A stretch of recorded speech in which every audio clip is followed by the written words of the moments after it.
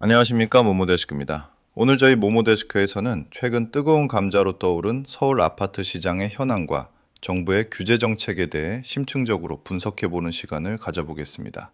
불과 몇 년 전만 해도 상상하기 어려웠던 자고 나면 1억씩 오른다는 말이 현실이 된 서울 아파트 시장은 많은 분들에게 깊은 좌절감을 안겨주기도 했는데요. 이러한 비정상적인 가격 상승 뒤에는 과연 어떤 복합적인 원인들이 숨어 있었을까요? 오늘 이 시간 그 배경과 함께 정부의 규제 정책이 가져올 변화, 그리고 앞으로의 시장 전망까지 다각도로 살펴보겠습니다. 먼저 서울 아파트 값이 왜 이렇게 가파르게 상승했는지 그 핵심 배경부터 짚어보겠습니다. 가장 큰 요인 중 하나는 단연 저금리 기조의 장기화였다고 할 수 있습니다. 팬데믹 이후 각국 중앙은행은 경기 부양을 위해 기준금리를 대폭 인하했고, 이는 시중 유동성 확대로 이어져 갈 곳을 잃은 자금들이 부동산 시장으로 흘러들어가는 촉매제가 되었습니다. 여기에 더해 서울 시내의 주택 공급 부족 문제도 심화되었습니다. 재건축 재개발 규제 강화와 더불어 인허가 지연 등으로 인해 신규 주택 공급이 수요를 따라가지 못하면서 희소성이 높은 서울 아파트에 대한 갈망은 더욱 커질 수밖에 없었습니다. 한편 정부의 잦은 정책 변경과 규제 완화에 대한 기대 심리가 겹치면서 주택시장은 투기적인 수요가 지속적으로 유입되는 경향을 보이기도 했습니다. 이러한 복합적인 요인들이 맞물리면서 서울 아파트 시장은 과열 양상을 보였고, 특히 특정 인기 지역의 아파트는 단기간에 수억 원씩 오르는 이례적인 현상이 나타났습니다. 2020년부터 2021년 사이 서울 주요 지역의 아파트 평균 매매 가격은 약 30% 이상 급등했으며, 이는 서민들의 내 집 마련 꿈을 더욱 멀어지게 하는 주요 원인이 되었다는 평가를 받고 있습니다. 특히 갭투자와 같은 투자 방식이 성행하며 전세 가격까지 끌어올려 실수요자들의 부담을 가중시키기도 했습니다. 이처럼 과열된 시장을 진정시키기 위해 정부는 다양한 규제책을 내놓았습니다. 대표적으로는 주택담보대출 규제 강화가 있는데요. 투기 과열지구 및 조조 대상 지역 내 다주택자 대출을 사실상 전면 금지하고, 무주택자 및 1주택자에게도 LTV와 DTI를 대폭 낮추는 방식으로 대출 한도를 축소했습니다. 이러한 조치는 주택 구매를 위한 자금 조달을 어렵게 만들어 투자 수요를 위축시키려는 의도로 풀이됩니다. 다음으로 세금 정책 강화도 중요한 축을 이룹니다. 정부는 다주택자에 대한 취득세, 재산세, 종합부동산세를 크게 인상하여 주택 보유 자체의 부담을 늘렸습니다. 특히 양도소득세 중과세율을 적용함으로써 단기 투기 수요를 억제하고 다주택자들이 주택을 시장에 내놓도록 유도하려는 목적을 가지고 있습니다. 이러한 세금 강화는 단기적으로는 매물 잠김 현상을 초래할 수도 있지만, 장기적으로는 주택 시장의 안정화를 꾀하려는 정부의 강력한 의지를 보여주는 정책입니다. 또한 투기 과열 지구 내에서는 주택 매매 시 실거주 의무를 강화하거나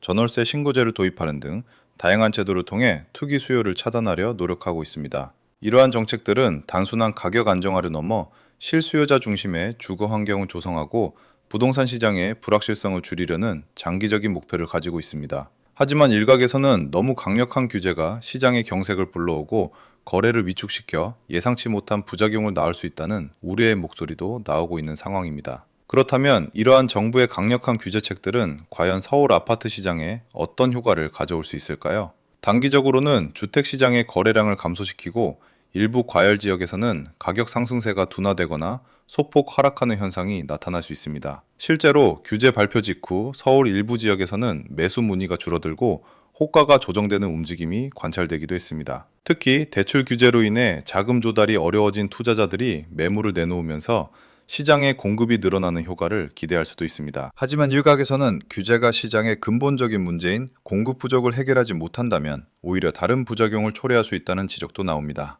예를 들어 매매가 어려워진 주택 보유자들이 매물을 걷어들이면서 시장의 매물 잠김 현상이 심화될 수 있고, 이면 다시 전세 시장의 불안정으로 이어져 전세 가격 상승을 부추길 수 있습니다. 또한 규제 풍선 효과로 인해 서울 외곽이나 수도권의 비규제 지역으로 투기 수요가 몰리면서 지역 간 불균형이 심화될 가능성도 배제할 수 없습니다. 따라서 규제 효과를 장기적으로 지켜볼 필요가 있습니다.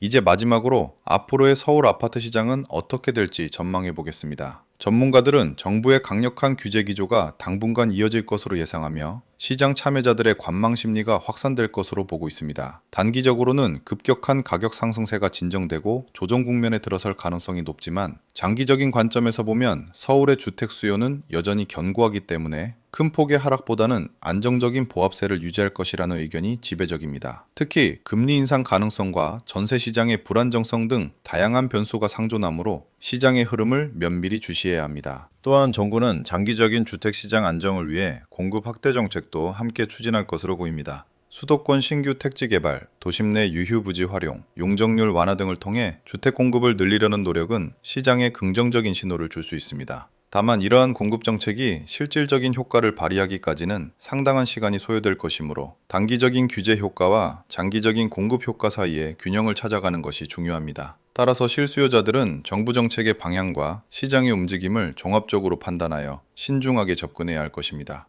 정리해보면 서울 아파트 시장은 정부의 강력한 규제와 공급 확대 정책이라는 두 가지 큰 축 속에서 변화를 모색하고 있습니다. 2020년부터 2021년까지의 급격한 상승세는 저금리, 공급 부족, 투기 심리 등 복합적인 요인이었으며 이에 대한 정부의 대응은 대출 규제와 세금 강화가 핵심이었습니다. 단기적으로는 시장의 안정화에 기여할 수 있지만 장기적으로는 공급 확대가 동반되어야만 진정한 의미의 시장 안정을 이룰 수 있을 것입니다. 따라서 투자자뿐만 아니라 내 집 마련을 꿈꾸는 실수요자들도 현명한 판단을 위해 끊임없이 시장의 변화를 살피고 정부 정책의 세부적인 내용을 이해하는 것이 중요합니다. 정부의 규제는 시장의 과열을 진정시키고 투기 수요를 억제하는 데 일정 부분 기여할 수 있습니다만 근본적인 공급 문제 해결 없이는 시장의 불안정성이 완전히 해소되기 어렵다는 것이 전문가들의 공통된 의견입니다.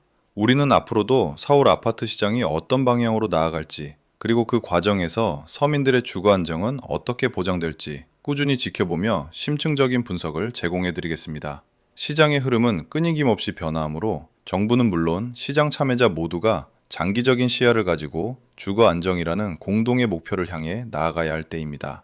오늘 소식 여기까지 전해드렸고요. 도움이 되셨다면 좋아요와 구독, 알림 설정까지 부탁드립니다. 감사합니다.